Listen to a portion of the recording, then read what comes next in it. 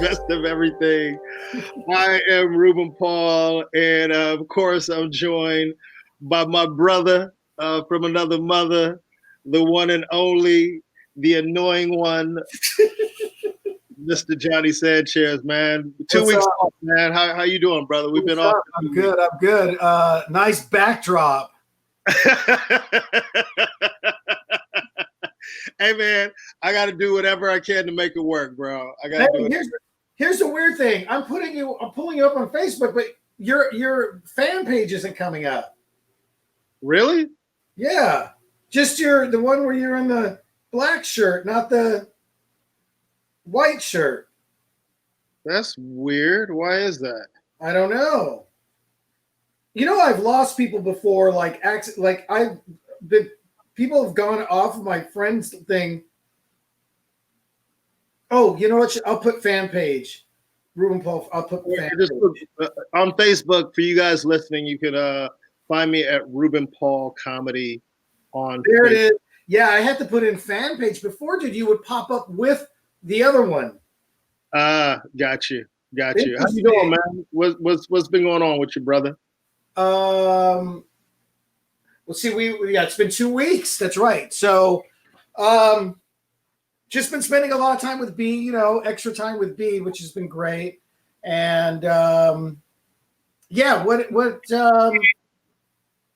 kind of, unfortunately we couldn't have PK last week, but there's a lot going on, as everybody knows. Now we're the first thing I want to say is to anybody listening, Ruben and I called the bar thing when it started. Yes, give backstory on what's happening here in California right now, and in some other states. Some other states. Give them the back. Yeah. So I believe the bars opened. I know out here in California. Was it June 19th? Was that the opening when they opened? Somewhere around there.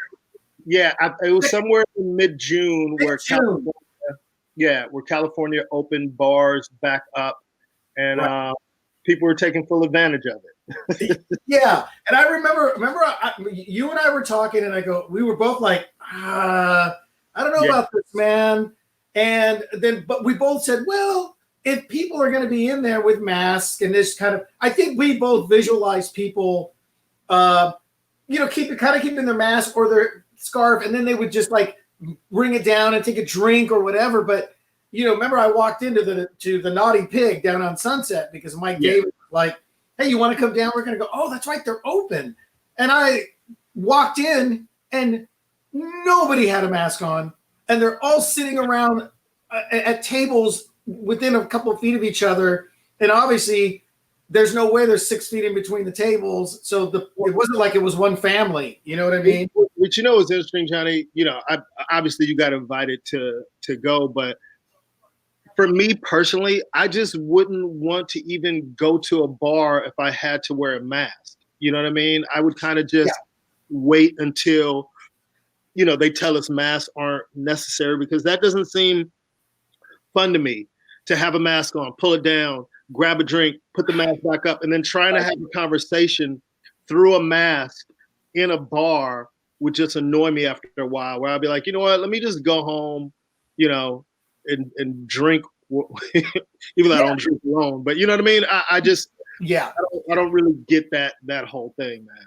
Yeah. And listen, man, it wasn't just the one bar. It was, all the bars on Sunset. And then I would drive back, and whenever I would drop B off in Torrance, I always come back, La Cienega, and I'm checking out the bars, even the outdoor bars there. And people are just crammed in with each other. And I remember thinking, this is not going to last. Yeah. This isn't going to last. There's just, and look, I'm sure as well as these protests and marches are, and they serve a great purpose. That also has been was concerning for me. Well, I will say this, they're saying a lot of these cases, but the news changes every day. This is July 1st. God. But they're saying that a lot of this spike in these new cases aren't from the protest. That's what they're initially saying. Because I was wondering, when people do test positive, I was hoping that they would ask them, where would you think you would have contracted this? In other words, keep track of people going, I was at a protest last week, or a few of them, or some people saying, hey, I've been to a few bars, I've been to some birthday parties, you know what I mean? Well, I think for me, man, just just to sum up kind of what we're alluding to is that we're regressing, to be shut down, in March, which was difficult for everybody. It was unprecedented for our lifetime. Well, as long as I've been alive, I can never remember being shut down for a pandemic. And then to be, in July now, and for us to be going backwards is tough. And I think Gavin Newsom just announced before we went live that they now shut down indoor dining. Oh, yeah. So, yeah, man. And you know what?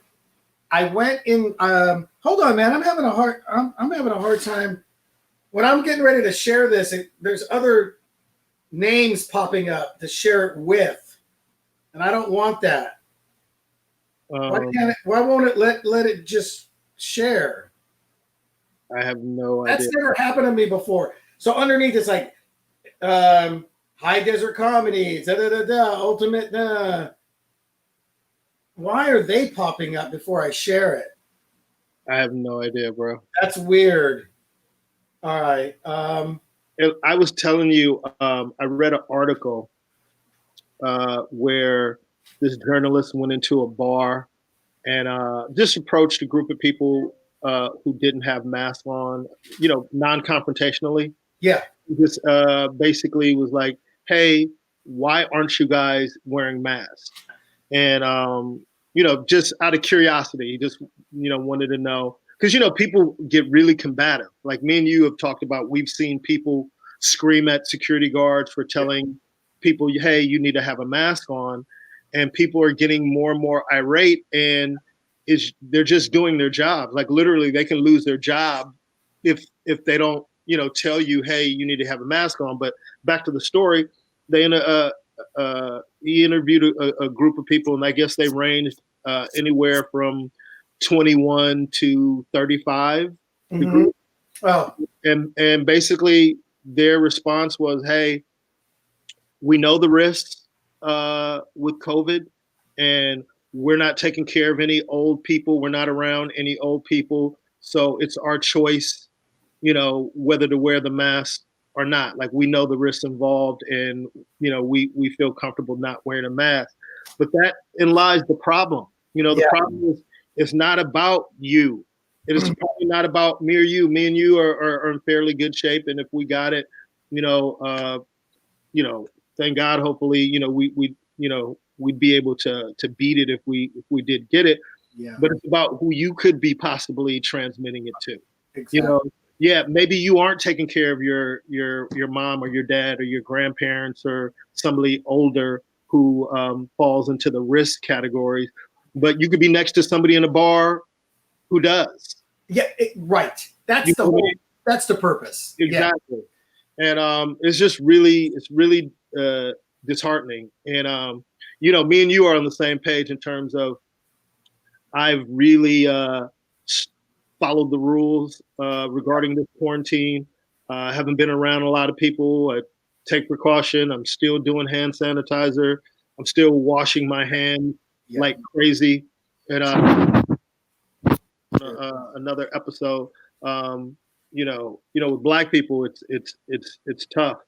And Latinos and Hispanics. Exactly. And it's been hard. And that's why if I have any Black friends and their hands aren't ashy, then I don't trust them.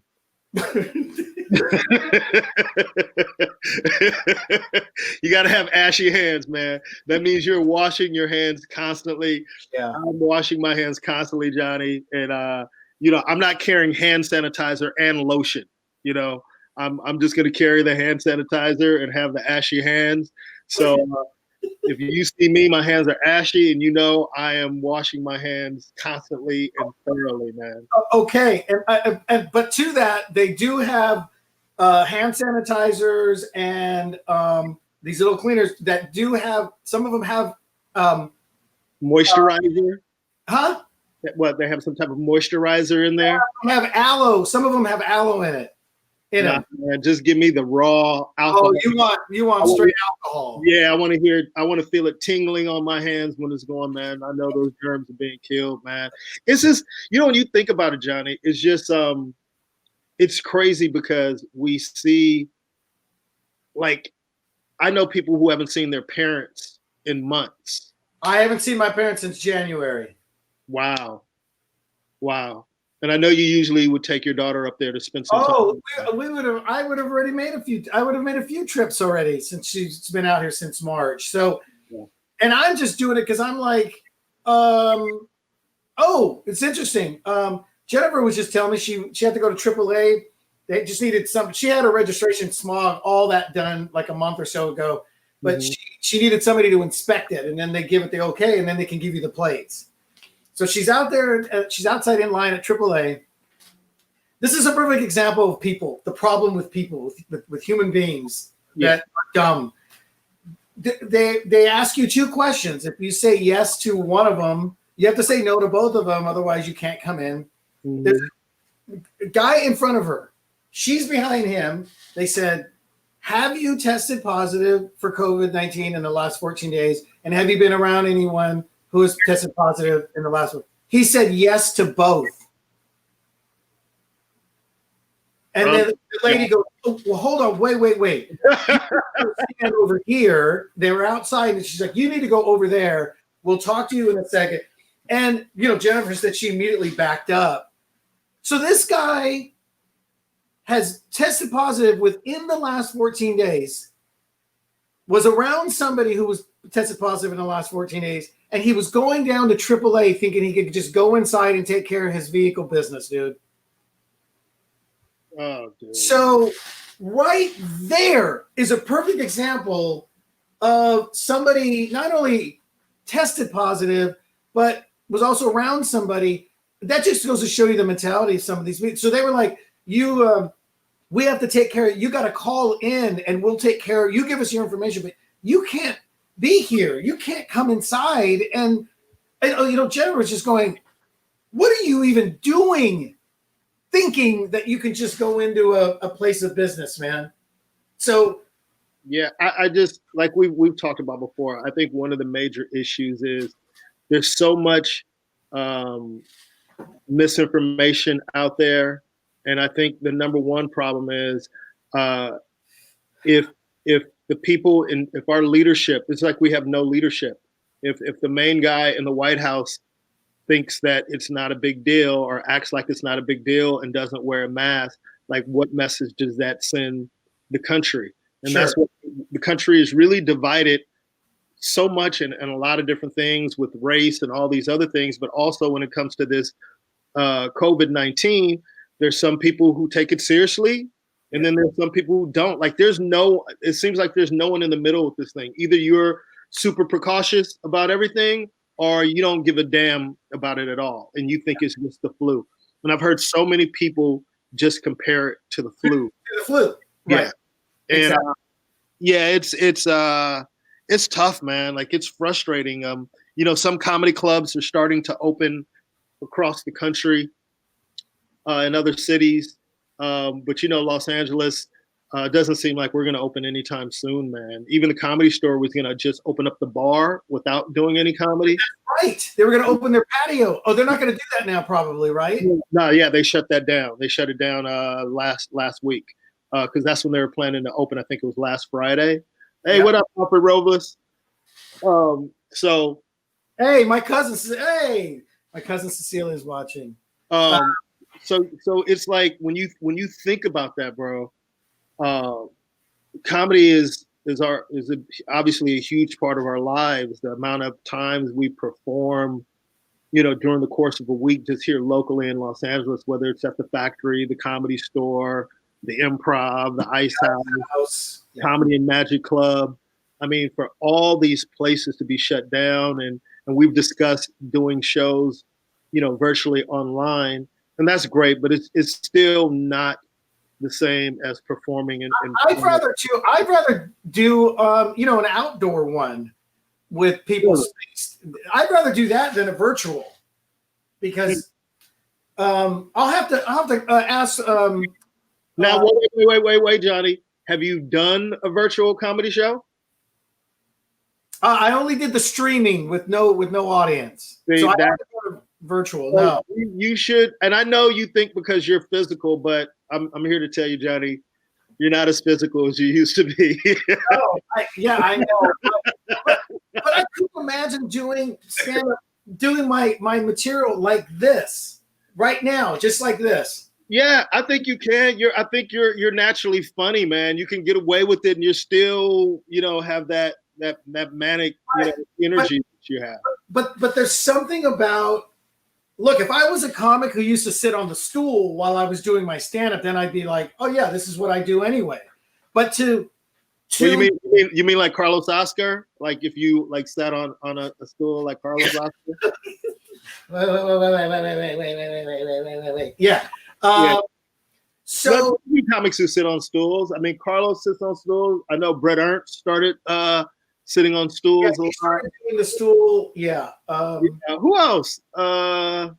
There's a few comics who sit on stools. It's very interesting.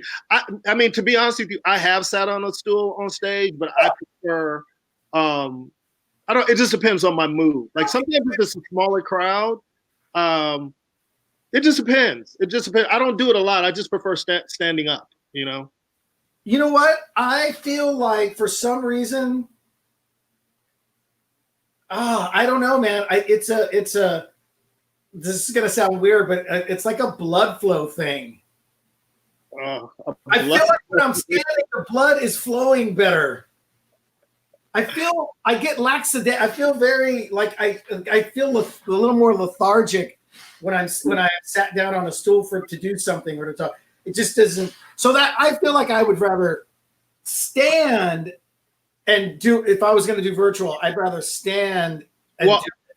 Well, with a lot of these virtual shows, I'm curious. I don't know if Alfred is still on here. With a lot of let's ask Alfred. So Alfred, I know Alfred did a virtual show, I think, on Father's Day. Did you stand, Alfred, when you did it? I'm curious. The virtual shows that I've done, I've sat down, and it's been fine for me. I use my hands a lot or whatever, but it wasn't. I don't know. I would feel awkward. I would feel awkward probably standing in my place with no mic or mic stand, and that's me. I don't know. Because Alfred said he always sits. But he's somebody who always stands in his regular stand-up. Yeah, me too. So I mean, I sit when I do it too, and it was fine. It didn't feel bad at all, and the people in the Zoom enjoyed it. I would rather do virtual than what you did, the streaming with no audio. That was rough. Yeah.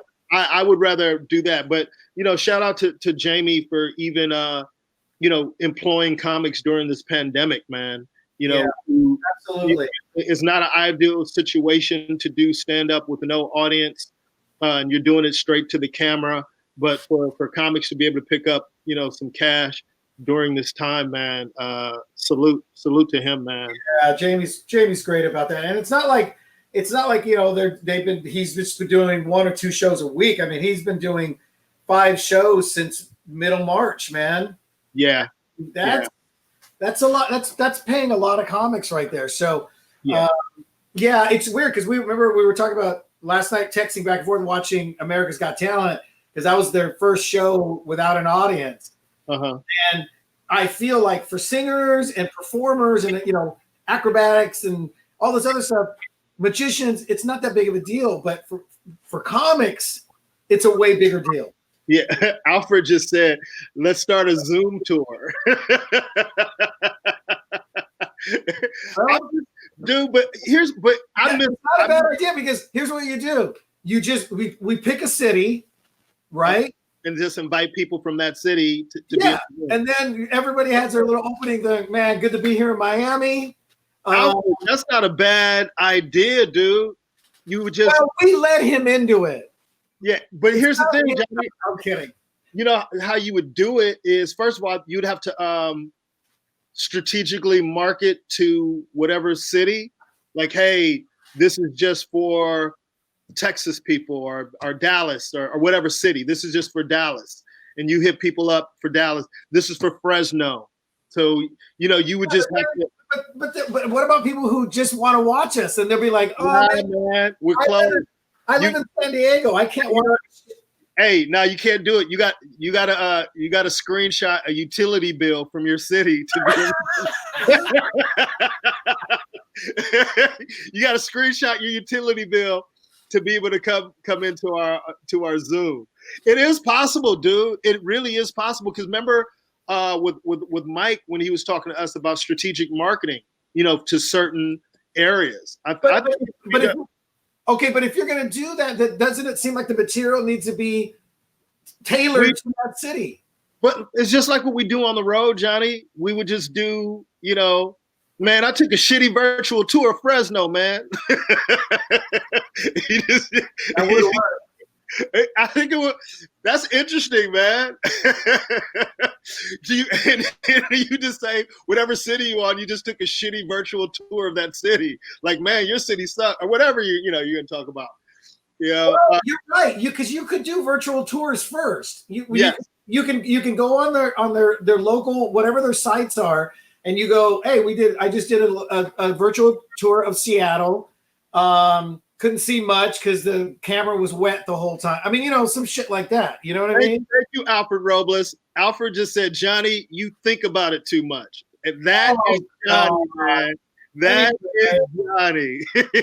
My Pancho Villa with his mustache. Anyway. Hey, you guys, listen. Let me tell you something. Those little things, the thinking too much, end up making everything I do or invest in that much better. Watch, you'll be the one going, hey, it's good to be here, fools. At the whatever. All right, I'm kidding. Everybody listening, Alfred Robles is a very funny comedian. Follow him on social media and listen to his episode. We had him on an episode of The Best of Everything. Really funny guy. That was a great episode too. It was a great episode. Did great stuff with his mom. But Bert Kreischer, shout out Bert Kreischer. He's doing a Kreischer, excuse me. Bert Kreischer is doing a drive-in tour through drive-ins. Yeah, he's doing drive-ins. Now that to me, I wanted to hit Jesus Trejo because he's opening for Bert. And I'm wondering, because it looks like people are sitting in their cars. Right. And man, how we talk about just in regular comedy, the distance between the stage and the people. Like me and you have done, corporate gigs or whatever, where they have the stage and then the audience starts 25 yards away from the stage. Yeah. And it's like, yo, can we move them in closer? Can we move the chairs in closer just so you could have that intimacy? So just to perform in front of people in cars, man, would have to be tough. And then you're gonna have an asshole who's gonna keep honking his horn. Yeah, the honking of the horn. Someone's gonna be, honking. They're gonna call it like honking the heckling. Yeah, honking heckling. You know what I mean? I mean, how do you keep somebody from not doing that? And then you got to go, hey, can somebody come get this guy to stop? Or you know how everything evolves in life. Maybe we're getting to this point now where comedy is forced to evolve. Like the things that we've been used to, since we started, and what comedy has been known as prior to we started, maybe it's changed. Is it ever the things that we become used to are not I don't want to say it is impossible, but yeah, right now we're not allowed to do. So we got to make adjustments for comedy to be able to keep thriving. And I think that's why this virtual comedy is something that's going to really take off. I'm curious to see how the drive-in thing is doing. It just would seem weird not to be able to. The drive-in one for me, it seems like it would be almost like the streaming without an audience. But I guess if you just kind of roll through your material, you don't need the react. I mean, you're going to hear some people laugh out their window. They're going to do that for you. You know what I mean? What if you were like Bill Gates, man, and Bill Gates sponsored your tour, and he had a fleet of convertibles that everybody could just get into and try to. I was gonna ask. I wonder what about people who have trucks and stuff? Can they just sit in the bed of the vehicle like how we used to do with movies back in the day? Yeah, when Chappelle did his the thing that he released, people were sitting in the audience with masks on. Yeah, and spaced out. Yeah, and spaced out. And I know comedy shows have been going on across the country where audience members have been quote unquote social distancing, but they haven't had masks on. Yeah. And I don't know, man. It's I was hoping by July we would be in another phase and this wouldn't be. We were real close because remember everybody was Vegas. The clubs in Vegas were like, we're getting ready to start running up again in June. Yeah, but Vegas opened too early, man. It's crazy. And that mayor. Yeah. It just a city like that, man, with the casinos and everything, it just doesn't. I wonder how this is going to affect. I mean, I know we had heard maybe possibly the Laugh Factory in Vegas was thinking about September, which they could probably still possibly do, but I just have a feeling the summer, dude, is shot. I think the summer is a wash. You know what I mean? I don't do. And then think about what we're going through. I mean, this is so unprecedented. Like even with sports, the NBA is talking about coming back at the end of July, but now COVID cases are popping up in the NBA, and the commissioner Adam Silver just said that Corona could derail the season if more cases pop up. And I know Avery Bradley of the Lakers has chosen not to return to play. Yeah, I saw that. Right. It's just tough. The New Jersey Nets, DeAndre Jordan, and Spencer Dinwiddie, I think his name is. I think they both contracted Corona, so they're not gonna come back and play. It's just. And how about was it baseball or football? Who was going to? I think was it baseball that you could pay to have. They're going to put cutouts in the stands. What? But, yeah, like some of the how Korean baseball was doing. They were putting cutouts and stuff in Japan. But you can pay $100 to have you take and you send an image of yourself and they'll put you in the stands. Yeah.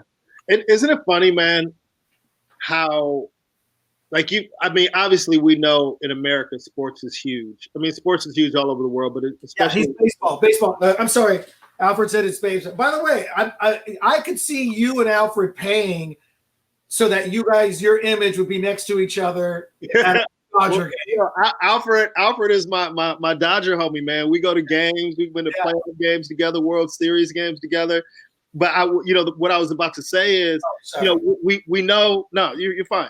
We know like how big, huge sports is, but when it's taken away, it's really amplified, man. How much we miss it. Like I didn't realize. Like I go to a lot of Dodger games, and I go to Laker games, and I go to of course I'm a season ticket holder with the Raiders. So, yeah, man. And just for that to be gone, for comedy to be gone, for movies, no movie theaters. Like those were my main. Like people always ask, like when you do interviews, like, hey, what do you do for fun outside of comedy?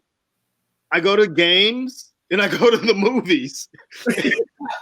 Like it's taken away, dude. Like think about that. That's one of my main things to do. Going to the movies on Sundays, you know, it's Sunday afternoon. I like going to matinees on Sundays. That's my thing. I love going to movies. Yeah, then, at the bougie, what's the bougie place you go again? Whatever, man. I pick movie theater. I pick, yeah. Oh, by the way, Robles said the Giants are doing it. Like Alfred goes, I'll pay. He'll pay to have a cutout of it. Damn, dude. And the Dodgers have such a great team this year, man. I'm just frustrated. Look at the Lakers, dude. They were doing so great, bro. I mean, Dodgers have a great team. Lakers have a great team. The Raiders are gonna. I mean, it's just so frustrating not to be able to. Listen, I gotta admit it for the Raiders and the Rams and the Chargers to be getting geared up early in the back in February, whatever. Going, man, we're gonna start a new stadium. Dude. That Raider Stadium is beautiful. Beautiful, man. beautiful, gorgeous, man. It looks like you know what I like about it. It looks like the Death Star. Yeah. That's what they call it. Yeah. And man, and Stella, very good. Yes, that is a really good point, man. Yeah. People are having a lot of issues, mental. Johnny, let's read what she said for the people who are listening. Oh, sorry, yeah. Stella Ryland said it's also very essential for our mental health. And you need to unplug and have other activities. And it's like Groundhog Day for a lot of us, dude. So let me ask you this, Johnny. That's great. With B, what has it been like for her? Yeah, it's weird because on the weekends she does play with those friends that she has already over in Torrance, but for the most part she's with me during the week. And luckily we were able to take her to the beach a few times, so she can get in the water and stay away from people. But I'm planning on taking her tomorrow because they're going to shut the beaches down on Friday. But she's been doing okay, dude. I'm surprised. You know what? But you know what, Johnny? I just thought about this. This generation is the perfect generation to deal with COVID. Yeah. Us, we would have lost our shit because. I was just going to say. Yeah, because she's on her iPad playing that Roblox game, or she's watching YouTube videos of the kids that make slime and all that stuff. That's been keeping her on. Like she's doing it right now. She's playing Roblox right now. You know what I mean? So she's been good, dude. Literally, I have to beg her to get out. I'm like, let's go outside, ride your scooter. We would have been our parents telling us you can't go out and play, you can't go ride your bikes together. Are you kidding me? Yo, when your parents would tell you, hey, can I go outside? If you don't finish your homework, you can't go outside. And you'd be like, what? I can't go out. And your friends would come knock on your door like, hey, can Ruben come out? Nah, Ruben has to finish his homework. Like, damn.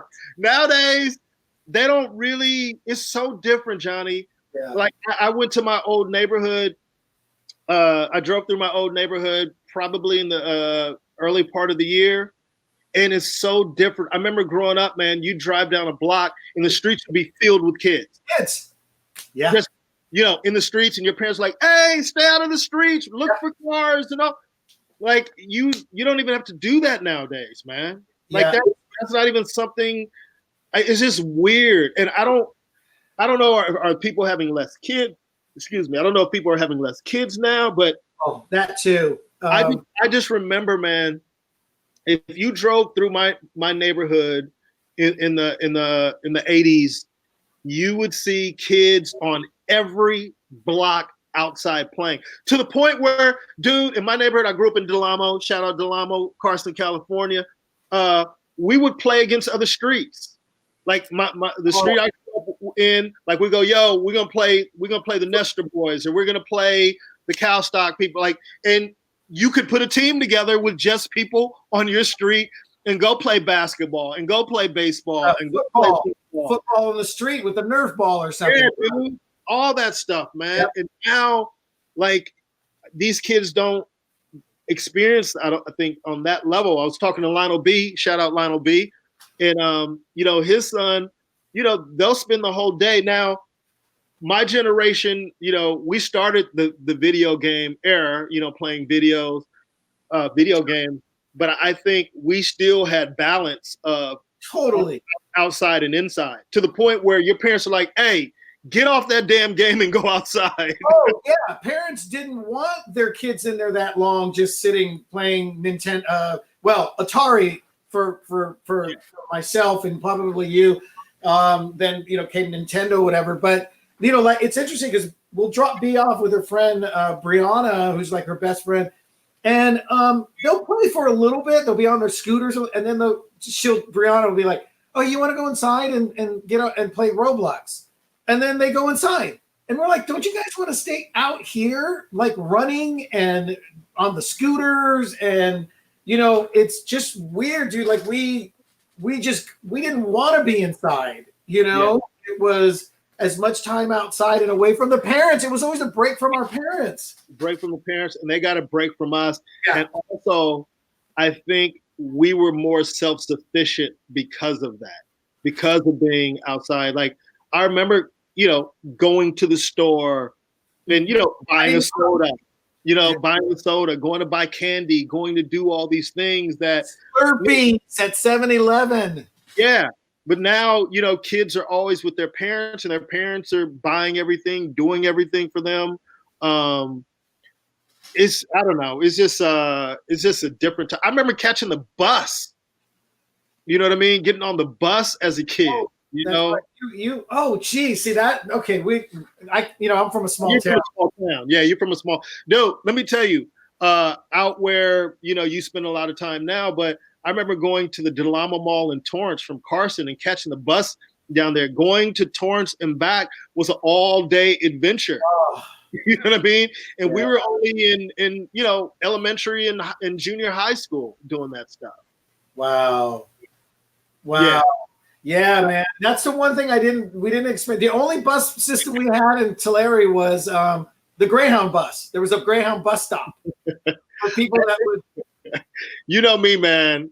I'm bougie, man. Oh, yeah. The Greyhound bus, dude. Come on, dude. I think I've been on a Greyhound maybe 3 or 4 times in my life, man. Yeah, I wasn't. They weren't necessarily, and to be honest, they weren't necessarily bad experiences. It's just like there's a lot of weirdos. We got a comment from Moody. What's up, Moody? Moody says, how do we show Moody's comment? We can just. It should. How come it isn't? There it is. Okay, I'm from a generation where we couldn't have the game on the good TV because those games mess the TV up. Yeah. You got the smaller TV in the back room or something, right? Yeah. You'd have to put the video game on it because your parents would just automatically think that the video game was going to mess up the TV because you played it for too long, etc. I mean, my parents didn't buy the video games for myself. I had to go to my friends' houses, and they had Atari and stuff like that. You know what I mean? So, my parents were like, you're not bringing any of that inside the house. So. Hey, Danny, I don't know if it was like this with you, but I know for me in my neighborhood, you could tell whose parents had money and who didn't have money based on the video gaming system that they had. I had the Atari 2600. But I remember when my friends got Intellivision. You remember that Intellivision video game? Yeah. The smooth dial that you. Yes. And then when I was like, "You got Intellivision?" Like, how much does that cost? And then they tell you like, my mom ain't gonna, my parents ain't gonna pay for Intellivision, man. And then my buddy got ColecoVision. Oh, I remember ColecoVision. When he got ColecoVision, they had the Donkey Kong game on ColecoVision, man. And I thought that dude was rich. I literally thought he was rich because the graphics were out of this world. I'm like, ColecoVision? What? Man. And then when you play ColecoVision or something like that, then you never want to play your game anymore. Right. Yeah. It's funny, man, because I didn't realize you didn't tell me you had the Atari 2600. That was the basic. That was the base one. I no, right, but I didn't even have it. So you were bougie. That's where your bougie started. You didn't have Atari at all? I had to go to my friend. I had to go over to my friends' houses to play Atari. Wait, your dad wouldn't buy you an Atari? No way would my dad spend extra money on video games back then when they just came out. Nobody. Wow. And he wouldn't get cable either. I had to go watch MTV at my friends' houses as well. Wow. I used to beg. Well, here's the thing. You got to understand. My cousin Philip. Yeah, that makes sense. He was pretty spoiled. He had ColecoVision. Yeah, I just put it on the screen. Wow, Phil. Yeah, damn. he had whatever he wanted. Phil had money. Yeah, they had money. They had a lot of money. Phil was whatever he wanted. Yo, that Donkey Kong on ColecoVision was unbelievable, dude. Donkey Kong. Which video thing was Pitfall Harry on? That was on.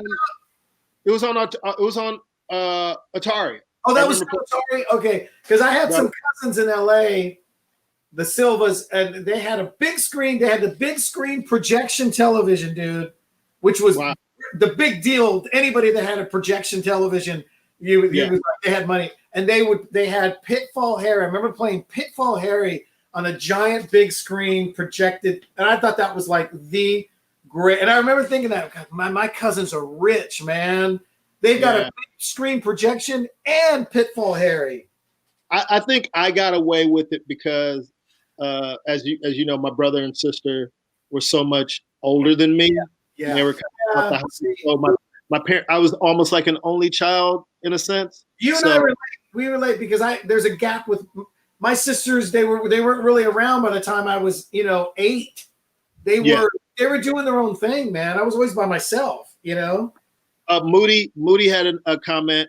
He says, "Let's sing the jingle." Genesis does. Oh yeah, 16-bit. You can't do this on Nintendo.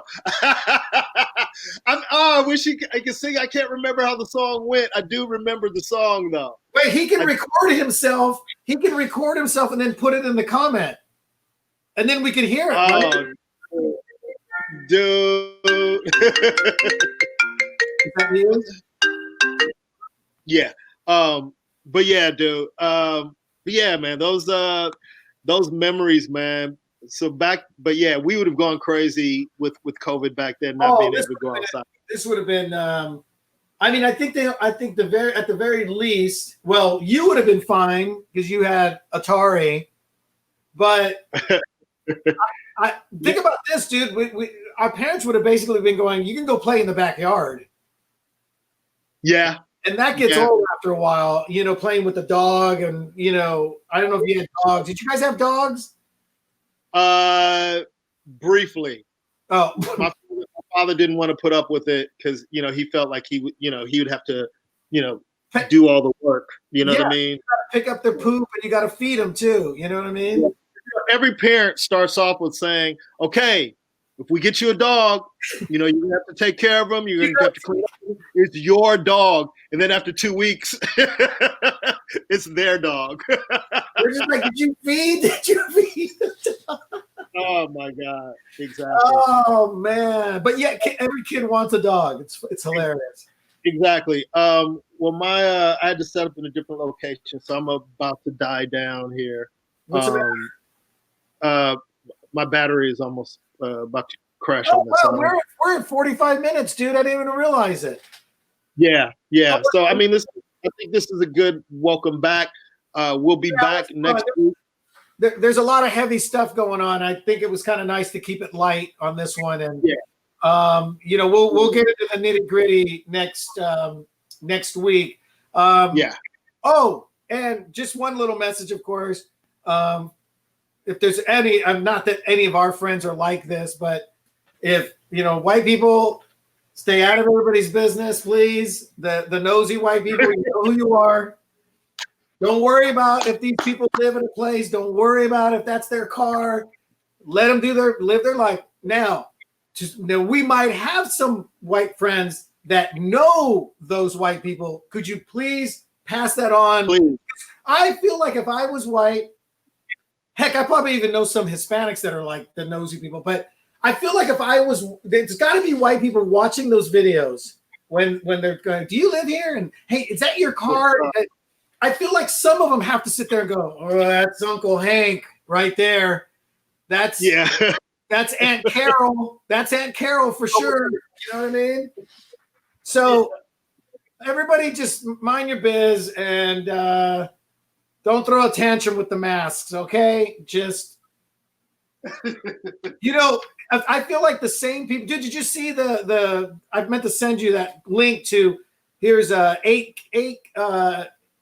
Karens and Kens that threw tantrums. Some older white dudes just like barreling through Walmart because they, from the outside, he got inside. And I felt like these people, it's not even really about a mask, dude. They've been like that their whole life. Like, I feel like, remember those kids that threw the tantrum at the pizza place, at the birthday party, at church? They are now adults. And these are the people throwing the tantrums with the masks. They're the same people who would have thrown a tantrum at no shoes, no shirt, no service. Remember that? Remember those people? I can come in with no shirt and give a shit. You know what I mean? It's the same people, dude. Yeah. And I read this this morning, actually. An employee got fired. Stella. An employee got fired at the Hampton Inn. I saw that. For calling the police on Black people who were using the pool. It was the mom and her two kids, and she was there on business. Her company paid. Matter of fact, she had 2 rooms there, and but good for her. She's like, I got my card. Well, what's your name? I don't need to give you all that information. Like, get out my business. I just feel bad for the kids, dude, because I remember things happening, arguments with my dad and stuff with people that were obviously back in the day being racist. You know what I mean? And they get these images of people like that. But and let me say this, Johnny, that was racist and stereotyping, because they probably looked at them going, they're Black, they're at the pool, they can't swim. There's no way they should be at the pool. All right, I'm not lying. It's just it's a double whammy. What? Black people by the pool? They can't swim well. That's that's not that ignorant shit. This is a liability already. Yeah. And there's a lot of Black people. Anyway, just mind your biz. Put the mask on for a while. Yeah, mind your business. Keep your mask on, and just I don't know how many times people can say this. Nobody wants to wear a mask. We get it, but it's not about I hate it. You. It's not about you. It's about who you could be infecting, and what that could lead to. So let's be a good neighbor, and look out for one another. And I think this pandemic has showed how selfish our country is in a lot of ways. Compared to all the other countries that just listened to what they were told, just to flatten the curve and get rid of it. And but unfortunately, we don't have any leadership in the White House when it comes to this, and it's been frustrating. But anyway, guys, thank you so much. Yeah, thanks for watching. Stella, Ed Hutch, Moody, Alfred Robles, everybody who chimed in. My cousin Philip, who had ColecoVision, not surprising. Bougie Philip. Bougie Philip. So, but anyway, thank you guys for supporting the show. We appreciate it. We took 2 weeks off, but we're back on a regular schedule. Please tell a friend. Please share the podcast. We're on iTunes, Google Play, Spotify, anywhere you can get podcasts. You can get the best of everything with Ruben Paul and Johnny Sanchez. And hello to my sweet D over there, Johnny's daughter. Again, guys, thank you for I pulled her arm too hard. Of course you did. Of course you did. But thank you guys so much. Yeah, we appreciate it. For supporting us, and keep listening and tell a friend. And we are Out. Here, man. We are out. Ruby motherfucking Tuesdays. This show is all about diversity and bringing everyone together.